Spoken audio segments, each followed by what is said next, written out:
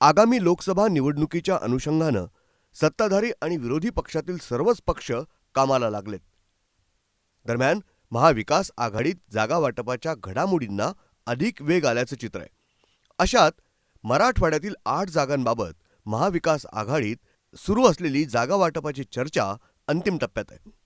मराठवाड्यातील 8 जागांपैकी सर्वाधिक जागा उद्धव ठाकरेंच्या शिवसेनेला मिळणार आहेत, ज्यात ठाकरे गटाला 4 जागा, काँग्रेसला 3 जागा, शरद पवार गटाला 1 जागा देण्याचा निर्णय अंतिम टप्प्यात असल्याची माहिती सूत्रांनी दिली आहे. विशेष म्हणजे हिंगोली विधानसभा मतदारसंघावर तीनही पक्षांनी दावा केल्यानं पुढील महाविकास आघाडीच्या बैठकीत यावर निर्णय होणार आहे.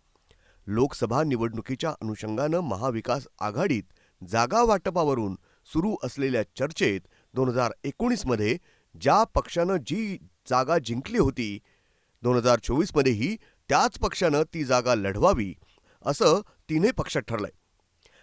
जिथं जागा जिंकली नसेल तिथं दुसऱ्या क्रमांकावर असलेल्या पक्षाच्या वाट्याला ती जागा जाणार आहे असं सूत्र ठरवण्यात आलंय. विशेष म्हणजे ठाकरे गटाकडे मराठवाड्यात 2 विद्यमान खासदार आहेत, तर काँग्रेस आणि राष्ट्रवादी काँग्रेसला 2019 मध्ये मराठवाड्यात एकही जागा जिंकता आली नव्हती.